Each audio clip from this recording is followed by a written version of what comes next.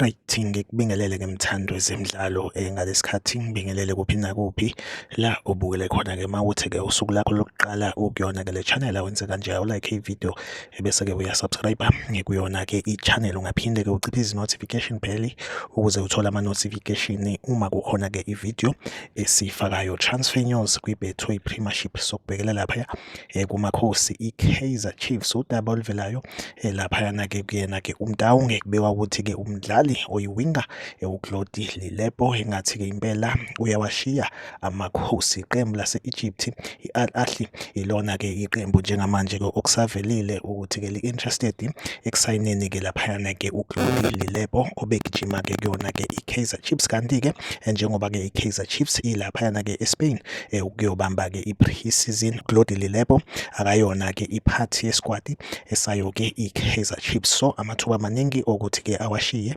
laphayana-ke amakhosi. Mhlambe-ke singambona evumbuka khona-ke laphaya e-Egypt egijima-ke kuyona-ke i-Al Ahly okuyilona-ke iqembu elimfunayo njengamanje-ke laphayana-ke uKlodi Lelepho. Iyona update engiphethe-ke njengamanje. Like ivideo, subscribe kuyona-ke i-channel. Mina nawe ngizohleze ngikhona la engulethela-ke ama-transfer news kwi-Betway Premiership. Okwamanje-ke ivideo yethu asibambe la, nisale kahle.